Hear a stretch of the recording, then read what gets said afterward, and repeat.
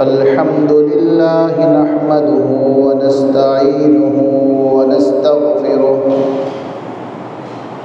ونؤمن به ونتوكل عليه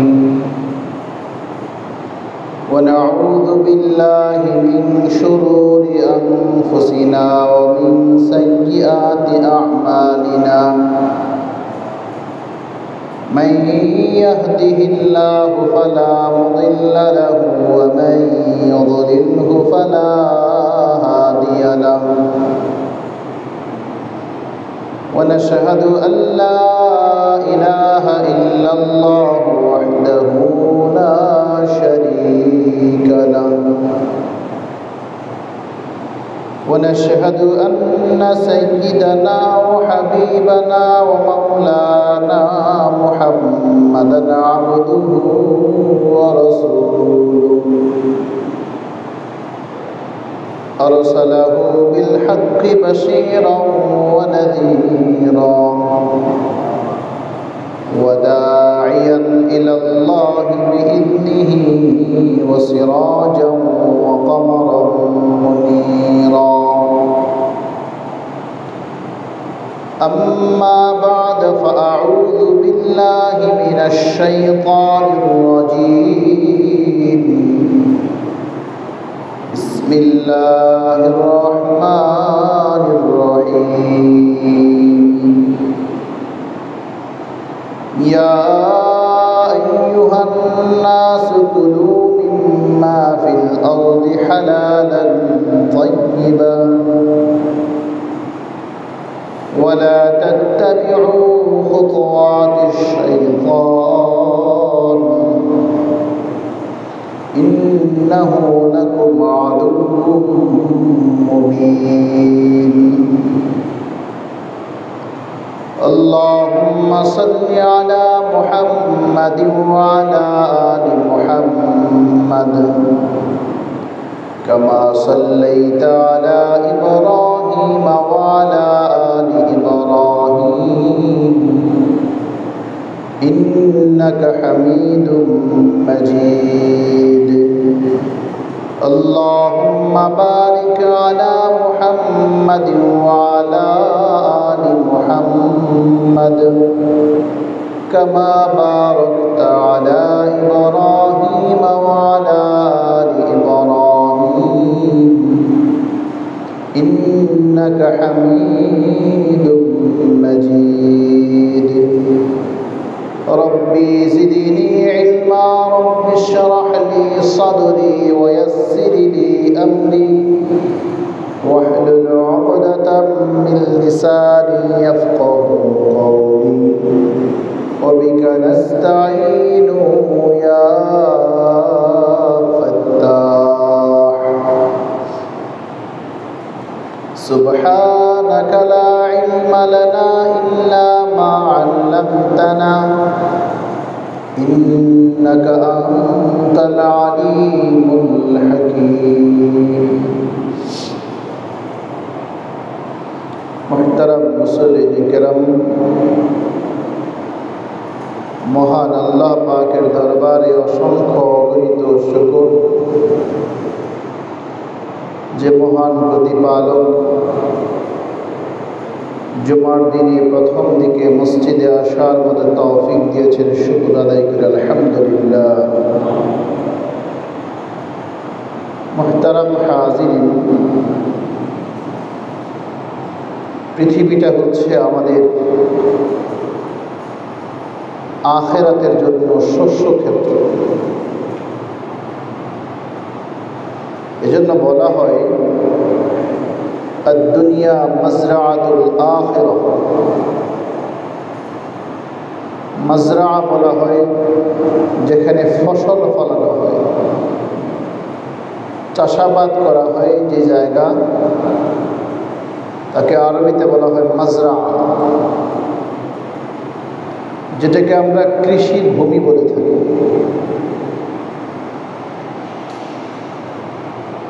এটাকে বলা হয় দুনিয়া মাজরাতুল আখিরা পৃথিবীটা হচ্ছে আখিরাতের শস্য ক্ষেত্র এজন্য জাতীয় কবি কাজী নজরুল বলেছিলেন তার এক সঙ্গীতের মধ্যে যে আমি আল্লাহ নামের বীজ বুনিয়েছি এই দুনিয়ার মাঠে, ফলবে ফসল বেচবো তারে কিয়ামতের হাটে। অর্থাৎ আমার এই পৃথিবীতে এখানে আমি একটা বীজ রোপণ করেছি, এখানে ফসল হবে, এটাকে আমি কিয়ামতের হাটে এটাকে বেচাকেনা করব। কবিও বোঝাতে চেয়েছেন দুনিয়াটা হলো উপার্জনের জায়গা। এই উপার্জন যেটা আমার অর্জিত হবে এটা আমি আখিরাতে আল্লাহ পাকের সামনে উপস্থাপন করতে পারবো, এর বিনিময়ে আমাকে যেটা দেওয়া হবে জান্নাত। আল্লাহ তাআলাও বলেন কোরআনুল কারীমের এক জায়গায় যে বান্দা আমি তোমার জীবন, আমি তোমার সব কিছুকে ক্রয় করে নিয়েছি জান্নাতের বিনিময়ে। জান্নাত দেওয়া হবে তোমাকে, এর বিনিময়ে আমি তোমার কাছ থেকে তোমার জীবনের সব কিছু আমি কিনে নিয়েছি। এর অর্থ হলো এই, তোমার জীবনটা তুমি যেভাবে চাইবে সেভাবেই চালাতে পারবে না। তোমার জীবন চলবে আমার কথা অনুযায়ী। তুমি যদি প্রকৃতি ঈমানওয়ালা হও, ঈমান যদি তোমার ভেতরে থাকে, তাহলে তোমার সাথে আমার যে চুক্তি কেনাবেচা হয়েছে, তোমার জীবনের সব কিছুর বিনিময়ে আমি তোমাকে জান্নাত দেব, আর ওটা জীবনটা তুমি আমার জন্য উৎসর্গ করবে, আমাকে দিয়ে দেবে। সেজন্য কোনো মানুষের জন্য এটা উচিত না নিজেকে স্বাধীন মনে করা, নিজেকে মুক্ত স্বাধীন এটা ভাবা, এটা মনে করা, এটা অন্যায়। এটা এত বড় অন্যায়, এত বড় গর্হিত অপরাধ যেটা ক্ষমাযোগ্য নয়, এটা কখনো ক্ষমাযোগ্য নয়। আমার আপনার জীবনের প্রতিটা দিক সব কিছু আল্লাহর কাছে ন্যস্ত। আমি আপনি ঈমানওয়ালা যদি হইতে হলে আমার সব কিছু আল্লাহর কাছে সঁপে দিতে হবে, এটাই বাধ্যতামূলক। আমার ভালো লাগা, আমার পছন্দ অপছন্দের কিছুই নেই, সব কিছু আল্লাহর কাছে সঁপে দিতে হবে। কারণ আমি তো আল্লাহর কাছে এটা চুক্তিবদ্ধ হয়েছে যে আমি আপনার আর আপনি আমার প্রতিপালক। গত জুমাইতে কথাটাই বলেছিলাম যে ঈমান দৃঢ় হলে, রব্বে কারীমের উপর পরিপূর্ণ বিশ্বাস যদি তার থাকে, তাহলে আল্লাহ যে কথাটা বলেন, বান্দা তোমার কোনো ভয় নাই, তোমার কোনো শঙ্কা নাই, তোমার কোনো চিন্তাও নাই। ওয়ালা তাহিনু ওয়ালা তাহজানু, ওয়ালা তাহিনু ওয়ালা তাহজানু, কোনো চিন্তা নাই, কোনো ভয় নাই, কোনো শঙ্কা নাই। কারণ তোমার সামনে যে সংকট আর প্রতিকূলতা তুমি দেখছ, তোমার ভেতরে যদি অন্যায় থেকে বেঁচে থাকার যোগ্যতা থাকে, ওয়া ইয়াত্তাকিল্লাহা ইয়াজআল লাহু মাখরাজা, যদি ভয় তোমার ভেতরে থাকে যে আল্লাহ আমাকে দেখেন, আমার সব কিছু আল্লাহ পাকের পর্যবেক্ষণে আছে, তিনি সব জানেন, আমি তার দৃষ্টির আড়াল হতে পারি না, কেউ তার দৃষ্টির আড়াল হওয়ার কোনো সুযোগ নাই, এই কথা যদি কোনো মানুষ হৃদয় থেকে বিশ্বাস করে আর সকল প্রকার অন্যায় থেকে বেঁচে থাকার দৃঢ় সিদ্ধান্ত যদি সে মানুষটা নেয়, আল্লাহ বলেন বান্দা তোমার চোখের সামনে যত সংকট হোক, যত সংকীর্ণতা হোক, যত প্রতিকূল পরিবেশ থাকুক না কেন, আমি তোমার সেই সংকট, সেই প্রতিকূলতা, সেই অভাব থেকে, সেই শঙ্কা থেকে তোমাকে বের করে আনার একটা সুগম প্রশস্ত পথ আমি আল্লাহ সৃষ্টি করে দেব। এটা আল্লাহ পাকের ওয়াদা। ওয়া মান ইয়াত্তাকিল্লাহা ইয়াজআল লাহু মাখরাজা, বান্দা কোনো ভয় নাই, আমি তোমাকে বের করে আনবো। কিভাবে বের করে আনতে হয় সেটা আমার কাছে, সেটা তোমার কাছে না।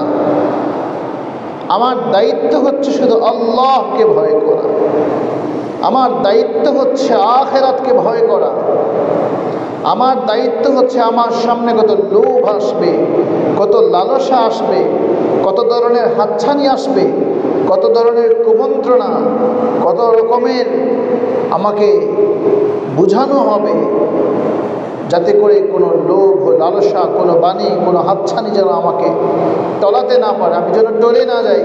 এটা হলো আমার কাজ। আল্লাহ এটাই বলেন, বান্দা তোর কোনো ভয় নেই, যে তোর হৃদয় জুড়ে যদি আমাকে জায়গা দেওয়া জন্য আল্লাহ পাক রব্বুল আলামিনকে হৃদয় থেকে মানার, বিশ্বাস করা। আল্লাহ যা বলেছেন এটা সত্য, পৃথিবীর সব ভুল, সব কিছু ভুল, আল্লাহ যা বলেছেন সেটাই সঠিক, কারণ তিনি জগৎ সমূহের স্রষ্টা, তিনি সব কিছুর উপরে, তিনি এত বড়, এত মহান যে সব কিছু এলোমেলো হয়ে যেতে পারে। আল্লাহ তারা সব কিছুকে এলোমেলো করে দিতে পারে। কুল্লু মান আলাইহা ফান ওয়া ইয়াবকা ওয়াজহু রাব্বিকা যুল জালালি ওয়াল ইকরাম, সব কিছু ধ্বংস হয়ে যাবে, শুধু একমাত্র আল্লাহ তিনিই বাকি থাকবেন।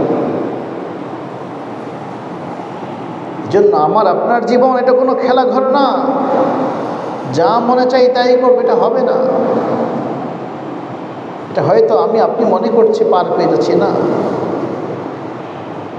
এজন্য যে পঠিতব্য আয়াত, আমি সে আয়াতের উপরে কথা বলার চেষ্টা করছি। আল্লাহ বলছেন, ইয়া আইয়ুহান নাস কুলু মিম্মা ফিল আরদি হালালান তাইয়্যিবা। আল্লাহ পৃথিবীর সব মানুষকে বলেন, ইয়া আইয়ুহান নাস, হে লোক সকল, কুলু মিম্মা ফিল আরদি হালালান তাইয়্যিবা। তুমি জমিনে বিচরণ করছো, পৃথিবীতে হালাল যেটা সেটাকে তুমি গ্রহণ করো, হারামকে ছেড়ে দাও, হালাল ভক্ষণ করো, হালালকে ব্যবহার করো, হালালটাকে তুমি বেছে নাও। কুরআনুল কারীমের আয়াত আমাকে আপনাকে উপার্জনের ব্যাপারে একটা দিক নির্দেশনা দিয়ে যাচ্ছে। মুহতারাম হাজিরিন, আজকে আমাদের উপার্জনের বিষয়, উপার্জনটা হালাল কি হারাম আমরা যাচাই বাছাই করি না, অথচ এটা এমন একটা জিনিস, এমন একটা গুরুত্বপূর্ণ বিষয়। রাসূল করিম সাল্লাল্লাহু আলাইহি ওয়াসাল্লাম এই কথা বলেন যে যত রকমের ফরজ আছে, আবশ্যকীয় বাধ্যতামূলক যত ফরজ আছে, সকল ফরজের পরে হচ্ছে এই হালাল, কাসবুল হালাল। কাসবুল হালাল, এই হালাল উপার্জন করা, এটা আবশ্যকীয় একটা জিনিস। কারণ আমার উপার্জনটা যদি হালাল না হয়, আমার উপার্জিত অর্থ সম্পদ দিয়ে আমি হয়তো ভক্ষণ করব, নয়তো ব্যবহার করব, নয়তো আমি সে ঘরে আশ্রয় নেব, আমার প্রজন্ম সে সম্পদ ব্যবহার করবে। এটা যদি হালাল না হয়, তাহলে আমার কিছুই থাকলো না, আমার সব কিছুই নিষ্ফল, সার শূন্য। জন্য আল্লাহ পাক রব্বুল আলামিন পৃথিবীর শুধু মুসলিমদেরকে না, সবাইকে, ইয়া আইয়ুহাল্লাযীনা আমানু, হে যারা ঈমান এনেছো, এভাবে না বলে আল্লাহ বলেন, ইয়া আইয়ুহান নাস, ইয়া আইয়ুহান নাস, হে লোক সকল, কুলু মিম্মা ফিল আরদি হালালান তাইয়্যিবা। ইমাম শাফিঈ রাহিমাহুল্লাহ তাআলা বলেন, যেটাই হালাল সেটাই তাইয়্যিব, ভালো, উত্তম, উৎকৃষ্ট। যেটা হারাম সেটা নিকৃষ্ট, সেটা তুচ্ছ, সেটা কখনো মানুষের জন্য উপকার বয়ে আনতে পারে না। জন্য আল্লাহ একেবারে সুস্পষ্ট করে বললেন, ইয়া আইয়ুহান নাস কুলু মিম্মা ফিল আরদি হালালান তাইয়্যিবা। হালাল উপার্জন এটা ইবাদত, হালাল উপার্জন ইবাদত। হালাল উপার্জনের জন্য একটা মানুষ যখন নিবেদিত হয়, সকাল থেকে সন্ধ্যা, সন্ধ্যা থেকে আবার সকাল, শুধু হালাল উপার্জনের জন্য ওই মানুষটার প্রতিটা মুহূর্তই হচ্ছে সওয়াব, আর সওয়াব প্রতিটা মুহূর্তই পুণ্যে ভরপুর হয়ে যায়। কুরআনুল কারীমে তো আল্লাহ তাআলা এই কথাও বলেছেন, আল্লাহ তাআলা রাস্তায় যারা জিহাদ করে, তারা এবং যারা নাকি হালাল উপার্জনের জন্য বিদেশে যায়, বিদেশে ভ্রমণ করে বিদেশে যায়, প্রবাসী জীবন যাদের হালাল উপার্জনের জন্য যারা নিবেদিত হচ্ছে, আল্লাহ পাক রব্বুল আলামিন বলেন তাদেরকেও সে সওয়াব আর পুণ্য দেওয়া হয়, কারণ এটাও তো আল্লাহ পাকের একটা রাস্তা। হালালান তাইয়্যিবা। মাঝে মধ্যে আমার মনে চায় এক একটা শব্দ নিয়ে অনেক কথা বলতে, সময় হয় না, সুযোগও নেই। হালালান তাইয়্যিবা, হালাল এটা একটা শক্তি, কুওয়াত, এটা একটা শক্তি। হারাম এটা বর্জনীয়, এটা নিন্দিত, নিন্দনীয়। আর হালাল একটা শক্তি। এমন কোন নবী এবং রাসূল ছিলেন না যে নবী রাসূলগণ উপার্জন করে প্রত্যেকে হালাল উপার্জন করেছেন। এক সাহাবী রাসূল সাল্লাল্লাহু আলাইহি ওয়াসাল্লামকে জিজ্ঞেস করলেন, ইয়া রাসূলুল্লাহ, সবচেয়ে উত্তম উপার্জন কোনটা? রাসূল বললেন, যেটা নিজ হাতে করা হয়, যেটাকে হস্তশিল্প বলা হয়। এখন হস্তশিল্পের মাঝেও কিছু ভেজাল ঢুকে গেছে, যেমন তুলি দিয়ে প্রাণীর ছবি আঁকা, এটা নিষিদ্ধ, ইসলাম নিষেধ করেছে। প্রাকৃতিক সৌন্দর্য কোথাও দেখেছেন সেটাকে ফুটিয়ে তোলেন, ফুল আঁকা যায়, কিন্তু কোনো প্রাণীর ছবি আঁকা নিষিদ্ধ, হারাম। কোনোভাবেই এটাকে বৈধ করা যায় না, এটা হারাম। আমরা সন্তানকে ছবি আঁকা শিখান, কোনো সমস্যা নেই, কিন্তু প্রাণীর ছবি নয়। সুন্দর ফুল আঁকুন, মানচিত্র আঁকুন, সে আপনার বাড়িটার ডিজাইন করুন। কোন এক জায়গায় প্রাকৃতিক সৌন্দর্য সে দেখেছে, সেটাকে ঘরে এসে সুন্দর করে সে তার তুলি দিয়ে ফুটিয়ে তুলুন। প্রাণীর ছবি আঁকা এটা শরীয়ত সম্মত নয়। রাসূল করিম সাল্লাল্লাহু আলাইহি ওয়াসাল্লাম বললেন যে হস্তশিল্প, যা মানুষ হাত দিয়ে যে কাজটা করে, হযরত দাউদ আলাইহিস সালাতু ওয়াস সালাম নিজ হাতে কাজ করেছেন। আমার আপনার নবী মুহাম্মদুর রাসূলুল্লাহ সাল্লাল্লাহু আলাইহি ওয়াসাল্লাম নিজেও কাপড়ের ব্যবসা করেছেন। সেই ব্যবসার যে বোঝাটা মাথায় নিয়েছেন, যেটাকে আমরা আমাদের আঞ্চলিক ভাষায় বলি কাপড়ের গাইড, এটা মাথায় তুলেছে। আমরা অনেক সময় কাজ করতে নিজেদেরকে খুব সংকীর্ণ মনে করি, এই কাজটা আমি ছোট মনে করি, এই কাজটা আমি করবো কেন? নিজের দোকান পরিষ্কার করতে নিজেরা স্বাচ্ছন্দ্য বোধ করি না, নিজের জায়গাটা নিজেরা মুছতে পারি না। কিন্তু না, রাসূল করিম সাল্লাল্লাহু আলাইহি ওয়াসাল্লামের খাদেম হযরত আনাস রাদিয়াল্লাহু তাআলা আনহু বলেন, আমি রাসূল সাল্লাল্লাহু আলাইহি ওয়াসাল্লামের সাথে দীর্ঘ 10 বছর তার খাদেম ছিলাম, আমি তার সেবক ছিলাম, কিন্তু কোনো একদিন এমন হয়নি রাসূল আমাকে আদেশ করেছেন, আনাস এই কাজটা করো। আমরা রাসূলের চেয়ে বড় হয়ে গেছি। খাতামুন নবিয়্যিন ওমা আরসালনাকা ইল্লা রাহমাতাল লিল আলামিন, যাকে এই শুধু এক জগৎ নয়, জগৎ সমূহের উপর দয়াস্বরূপ আল্লাহ তাআলা পাঠিয়েছেন। সেই মুহাম্মদুর রাসূলুল্লাহ সাল্লাল্লাহু আলাইহি ওয়াসাল্লামের খাদেম হযরত আনাস রাদিয়াল্লাহু তাআলা বলেন, আমি 10 বছর রাসূল সাল্লাল্লাহু আলাইহি ওয়াসাল্লামের খাদিম হিসেবে ছিলাম, কোনো একদিন আমাকে তিনি বলেননি যে আনাস এই কাজটা করো। তিনি আরও বলেন, আমি ছোট ছিলাম, প্রথম যখন তার কাছে ছিলাম তখন ছোট ছিলাম, অনেক ভুল ত্রুটি হতো, কিন্তু কখনো রাসূল আমাকে ধমক দিয়ে কথা বলেন। মুহতারাম হাজির, রাসূল বলেছেন নিজ হাতে যে কাজটা করে। তারপরে বলেছেন ব্যবসার কথা,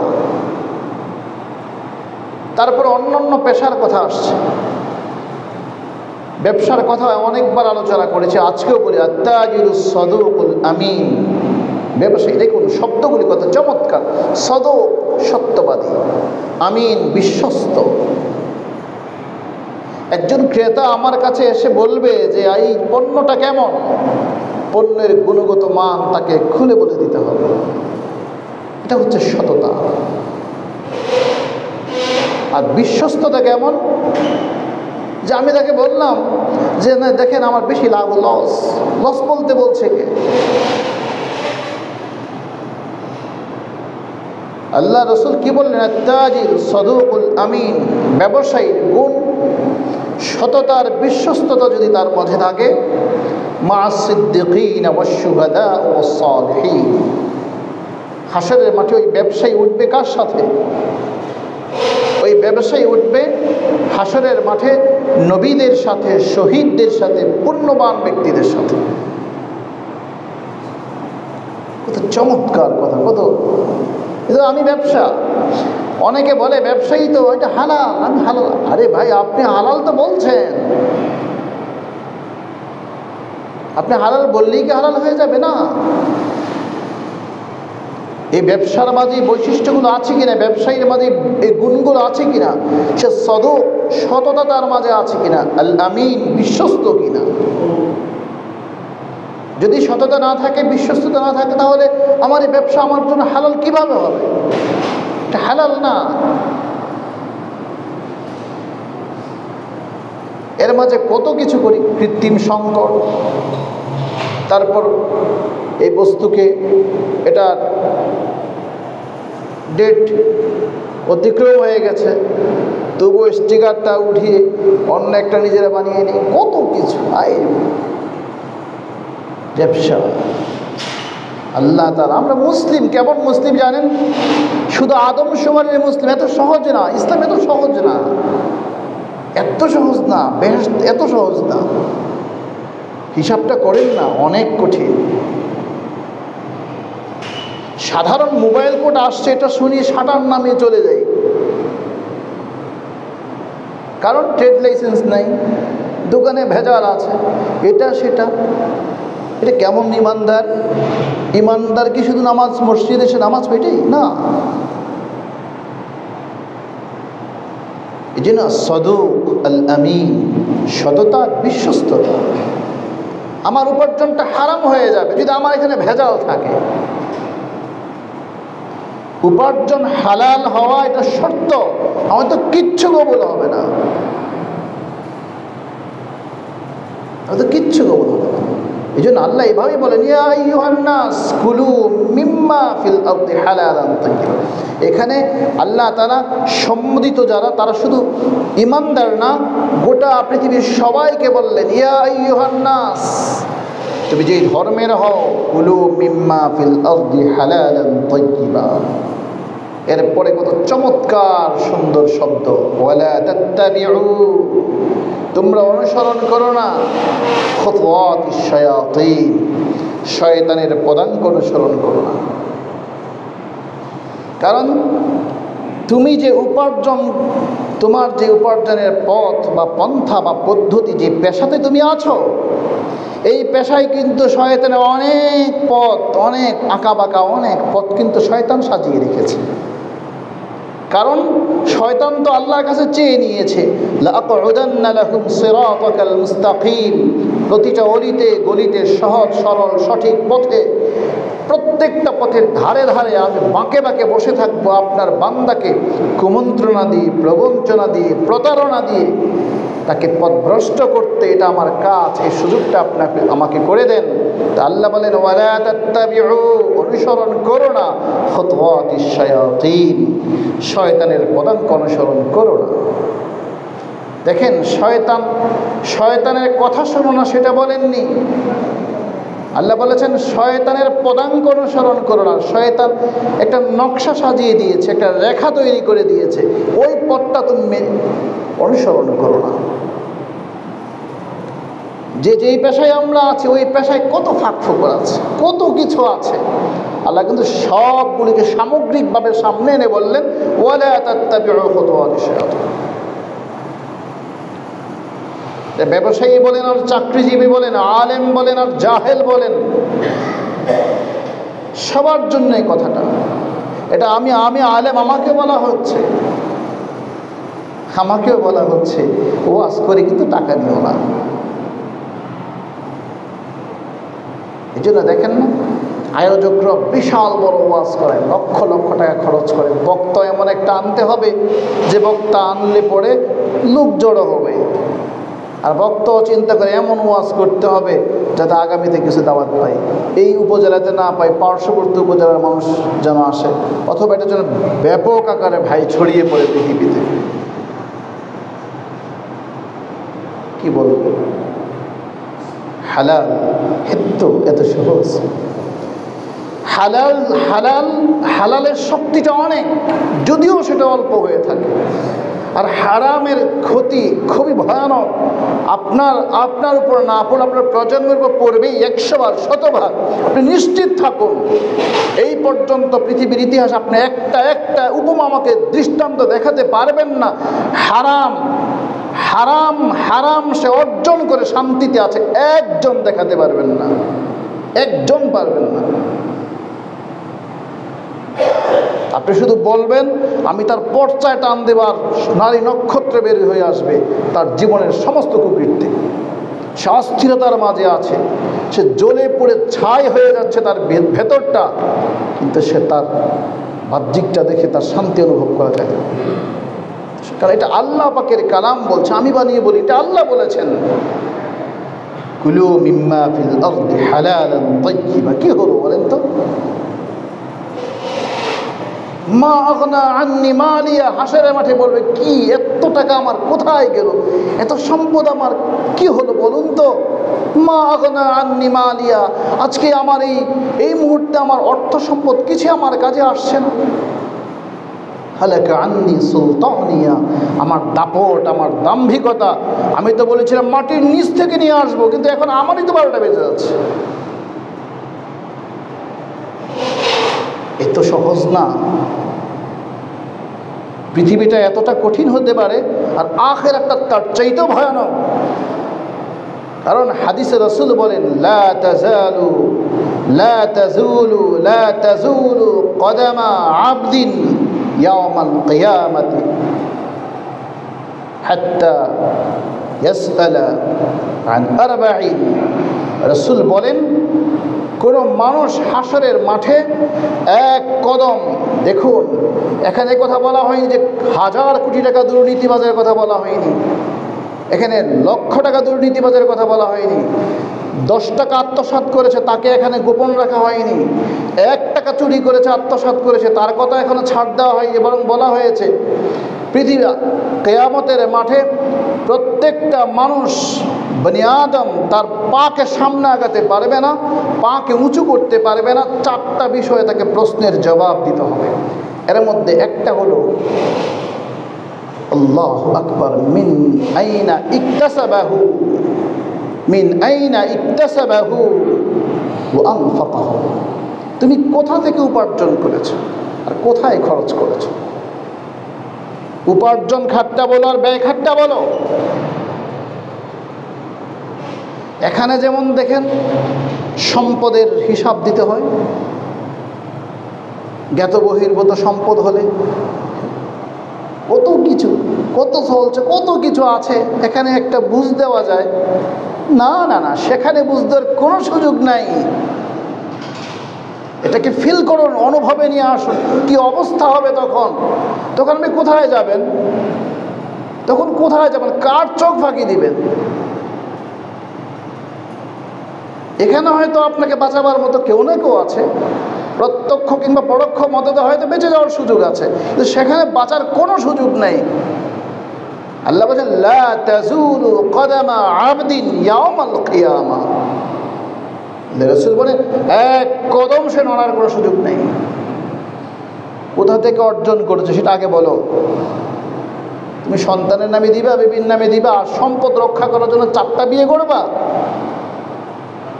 আবার এই সম্পদকে হালাল করার জন্য মসজিদ, সুন্দর দৃষ্টিনন্দন মসজিদ করবা, ইয়েতিমখানা করবা, লঙ্করখানা খুলবা। না না, এই বাবা যে আল্লাহ খুব ভালো বুঝেন। আল্লাহ বলেন এত সব হিসাব তোমাকে আমাকে দিতে হবে। এই জন্য আল্লাহ রাসূল এইভাবেই বললেন যে প্রতিটা বনি আদমকে হিসাব দিতে হবে। মুহতারাম হাজিরিন, আমি আপনার আমার সম্মোদিত ব্যক্তি, আমার সামনে আমার পেছনে যারা নামাজ পড়ে, আমি যাদের সাথে আমি তাদেরকে বলছি, আমি সবাইকে আমার উদ্দেশ্য না। আমরা আমরা আমরা ভাই বোনের হক কতটুকু দিয়েছি, আমরা যারা ব্যবসা করি শিবপুরের বাজারে আমরা কতটা বৈধ আছি, আমরা যারা ঘর বাড়ি করছি আমরা কতটুকু প্রতিবেশীকে ছাড় দিয়েছি, আমরা কতটুকু আইন মেনে চলছি, আমরা কতটুকু ঈমান আর তাকওয়ার উপরে আছি। ইস্তাফতি নাফসাক, নিজেকে নিজে জিজ্ঞেস করলে হয়ে যায় যে আজকে যদি ইসলামের বিধান যদি থাকতো তাহলে আমার কি হাত কাটা যেত? আমি কি চোর বলে সাব্যস্ত হতাম?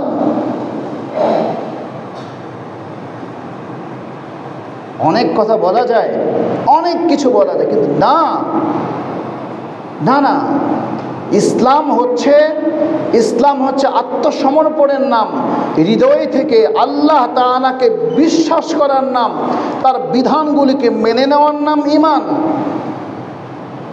শুধু স্লোগানে না। আপনি ঠিকাদার হবেন, আপনি ঠিকাদার, আপনার ঠিকাদার যে কাজ না পারলে না করেন, বাদ দেন।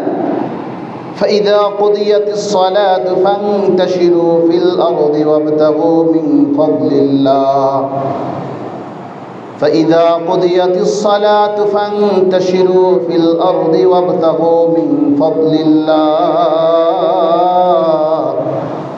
আল্লাহ কত চমৎকার করে বলেন ফাইদা কুদিয়াতিস সালাত, বান্দা তুমি নামাজ পড়ো, ফান্তাশিরু ফিল আরদি, জমিনে ছড়া পড়ো, ওয়াবতাগু মিন ফাদলিল্লাহ, আল্লাহ পাকের করুণা খুঁজে বেড়াও।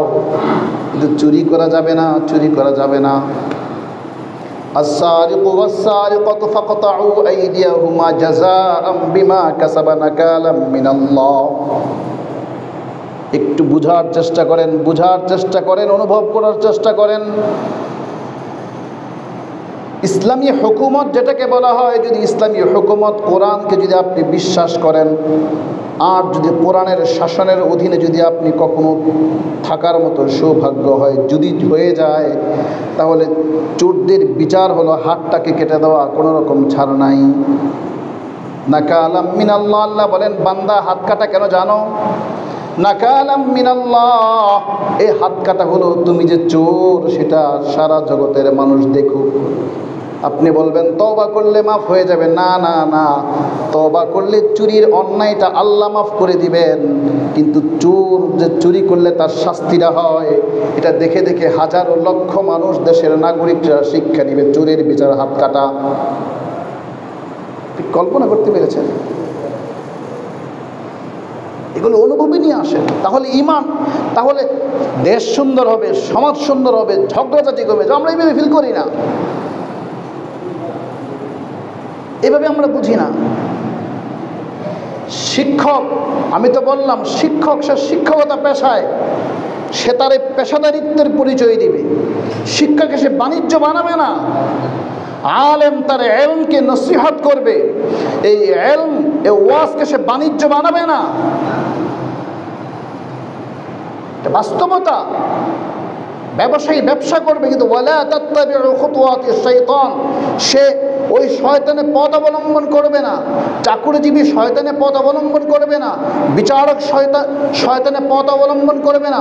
আইন শৃঙ্খলা প্রয়োগকারী সংস্থার কোনো সদস্য শয়তানের পথ অবলম্বন করবে না। উকিল সাহেব এই পথ অবলম্বন করবে না, ছাত্র এই পথ অবলম্বন করবে না, দেশের কোনো নাগরিক এই পথ অবলম্বন করবে না। এইটাই হলো কোরআনের ভাষা। এর জন্য আল্লাহ বলেছেন ইয়া আইয়ুহান নাস, সবাই, হিন্দু, মুসলিম, বৌদ্ধ, খ্রিস্টান, মগ যেটাই হোক না কেন, যে কোনো ধর্মের হোক, সব মানুষের নিরাপদ আবাসস্থল হচ্ছে পৃথিবী। আল্লাহও চান পৃথিবীর সব মানুষ, সব ধর্মের সকল বর্ণের মানুষ শান্তি ও নিরাপদে পৃথিবীতে বসবাস করুক। তাই আল্লাহ সকলকে সম্বোধন করে বললেন, ইয়া আইয়ুহান নাস, হে লোক সকল, কুলু মিম্মা ফিল আরদি হালালান তাইয়্যিবা। মানুষ খাবার পেটে ঢুকাতে চায়, কাপড় পরতে চায়, একটু শৌখিন মানুষগুলো ভালো কাপড় পরে, আর একটু মানুষ স্বপ্নের ঠিকানা করার জন্য তার ভবিষ্যতের জন্য কিছু গুচ্ছিত রাখে, প্রজন্মকে কিছু দিয়ে যেতে চায়। সেই প্রজন্মকে দিয়ে যাওয়া অবৈধভাবে, নিজে শৌখিনতাকে প্রকাশ করা অবৈধভাবে, হারাম ঢুকানো অবৈধভাবে, ব্যবহার করা অবৈধ জিনিস, না মুহতারাম ভাই ও দোস্ত বুজুর্গ, এই জিনিসটা আল্লাহ পাক রব্বুল আলামিন কোনোভাবেই আল্লাহ তাআলা গ্রহণ করবেন না। কারণ তওবা করলে সব ক্ষমা হয়ে যায়।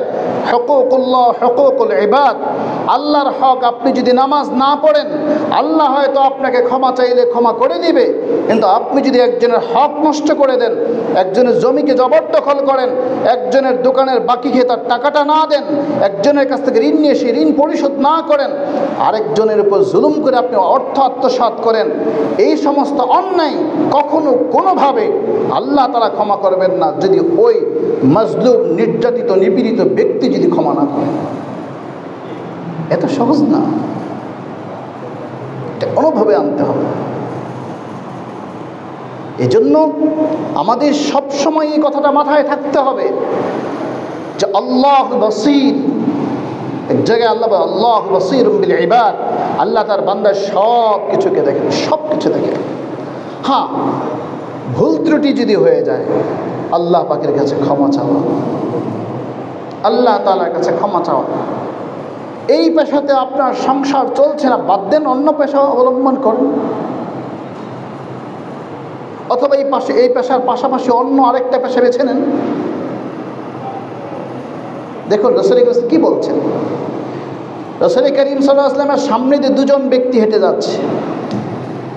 একজনের পিঠের মধ্যে বোঝা, কাঠের লাকড়ির বোঝা, আরেকজন মানুষ কুজু হয়ে লাঠি বড় করে হাত পেতে বেড়াচ্ছে। আল্লাহ রাসূল বলেন, ও আমার সাহাবীরা, দেখো ওই যে কাঠের লাকড়ির বোঝা নিয়ে যাচ্ছে, এই ব্যক্তিটা এই যে হাত পেতে বেড়াচ্ছে তার চেয়ে অনেক উত্তম, তার চেয়ে অনেক উত্তম। মুহতারাম হাজিরিন, প্রজন্মকে শিখান, নিজে অনুভব করুন, প্রজন্মকে শিখান, নিজে অনুভব করুন। সন্তানকে কথা এই জিনিসটা শিখান, তুমি শিক্ষিত হচ্ছ, তুমি সনদ দিচ্ছ, তুমি সার্টিফিকেটধারী হচ্ছ, বাবারই সততা স্লোগান দেওয়া সহজ, চামড়ার মুখ দিয়ে অনেক কিছু বলে ফেলা সহজ, মানাটা বড় কঠিন জিনিস, মানাটা বড়ই কঠিন জিনিস। এই নামাজ, এই সালাত, এই ইবাদত আমাদের গৃহীত হবে না যদি আমি তো এটা এভাবেই বলি, আমার চোখের চশমাটা যদি হারাম টাকায় কেনা হয়ে থাকে, খুলে ফেলে দিলে হারাম চলে যাবে। টুপিটা যদি হারাম টাকা দিয়ে কেনা হয়ে থাকে, এটা সরে যাবে। তো আমার যে রক্তটা আমার ভেতরে চলছে, যে গোশত আমার দেহে আছে, এগুলি যদি হারাম খাদ্য, হারাম টাকায় খাদ্য কিনে যদি আমি খেয়ে থাকি, তাহলে আমার শরীরটা কীভাবে পবিত্র? আমিরুল মুমিনিন হযরত ওমর রাদিয়াল্লাহু তাআলা আনহু বলেন, শোনো, গভর্নরদেরকে বলতেন, শোনো, প্রত্যেকের সম্পদ আমার সামনে হিসাব দিবা। মুআয ইবনে জাবাল রাদিয়াল্লাহু তাআলা আনহু বলেন, আমিরুল মুমিনিন, আমি আমার রাষ্ট্রীয় কোষাগার থেকে আপনার অনুমতি ছাড়া কোনোদিন বেতন নেই নাই। আমিরুল মুমিনিন জিজ্ঞেস করেন, মুআয, কোন কারণে তুমি বেতনটা নেও না? মুআয বলে, আমিরুল মুমিনিন, আমার এই জনপদে আপনি যে দায়িত্ব দিয়েছেন আমাকে, সে দায়িত্ব পালন করাকালে আমার এখানে কিছু পুরনো দিরহাম দিনারও আসে, নতুনটাও আসে, আমি কোনটা নেব? কতটা সচেতন ছিলেন, সজাগ ছিলেন। আরে ওই যে এই গল্প তো এখন আর না, এই গল্প তো বাচ্চাদেরকে শোনান না, আমরা তো বলিও না বাচ্চাদেরকে। ওই যে দুধে পানি মিশাতো, আর আমিরুল মুমিনিন ঘরের আঙিনায় গিয়ে শুনলেন, মা মেয়েকে বলছে যে আমিরুল মুমিনিনকে আর আমার ঘরের কাছে এসে দাঁড়ায় থাকবে? মেয়ে বলছে, মা আমিরুল মুমিনিন হয়তো দেখবে না, কিন্তু তোমাকে আমাকে যিনি বানালেন আল্লাহ, তিনি তো দেখবেন। সবাই তো আমরা ভালো প্রজন্ম চাই, সুন্দর সোনালী দেশ গড়তে চাই, কিন্তু চুরি বন্ধ করতে চাই না। বড় বড় চুরি দেখার আগে নিজের ছোট ছোট চুরিগুলি বন্ধ করি। আমি কি অবৈধ বিদ্যুৎ সংযোগ দিলাম কিনা, আমি আমার বাড়ির ট্যাক্স ঠিকমতো দিলাম কিনা, আমি আমার বোনের হক দিলাম কিনা, আমি আমার ভাইয়ের হক মারলাম কিনা, আমার প্রতিবেশীর হক নষ্ট করলাম কিনা। তো আমার এই ছোটো ছোটো দুর্নীতি থেকেই তো বিশাল কিছু হয়ে যাচ্ছে। আপনি আর কাকে গালি দিবেন? আমি যদি দুর্নীতিবাজ হয়ে থাকি, তাহলে আমি আর অন্যজনকে কীভাবে বলবো যে আপনি দুর্নীতিবাজ? আসুন না, একটা সুন্দর পরিবেশ গড়ে তুল, সবাই ইসকে হালাল, সবাই ভালো পথে চলে আসি। ওই যে রাসূল করিম সাল্লাল্লাহু আলাইহি ওয়াসাল্লাম একে সুনানে তিরমিজি থেকে, এই তিরমিজির ব্যাখ্যা গ্রন্থ তিনি বলেছেন হাসানুন সহিহুন, এই হাদিসটা হাসান এবং সহিহ বলেছেন, সনদটা একবার বিশুদ্ধ। তিনি বললেন, রাসূল এই কথা বলেছেন, লা তাজুলু যে কখনো কোনো মানুষ সামনে আগাতে পারবে না, কদামা আবাদিন, তার পা সামনে আগাতে পারবে না, পা উঠাতে পারবে না, যতক্ষণ পর্যন্ত সে 4টা প্রশ্নের জবাব না দিবে। এর মধ্যে 4টা থেকে মাত্র একটা বলছি, সেটা হচ্ছে তুমি কিভাবে উপার্জন করেছো, কিভাবে ব্যয় করেছো।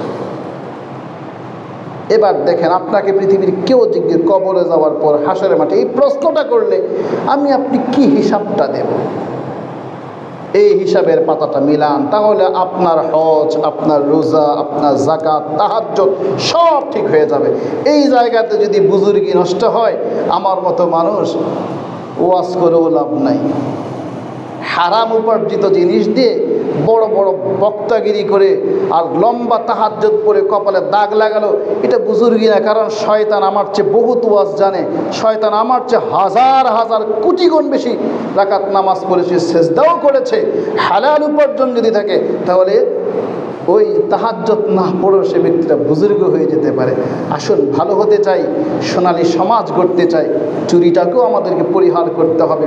প্রত্যেকে আপন আপন জায়গা থেকে নিজের ছোট ছোট ভুলগুলোকেও পরিহার করে আমরা একটা সোনালী পরিবেশ গড়ে তুলতে পারি। আল্লাহ তাআলা আমাদের সকলকে রিজকে হালালের জন্য নিবেদিত হওয়ার তৌফিক দান করুন। ওমা আলাইনা ইল্লাল বালাগ। ক্বাবলা জুমা 4 রাকাত সুন্নাত যারা পড়ে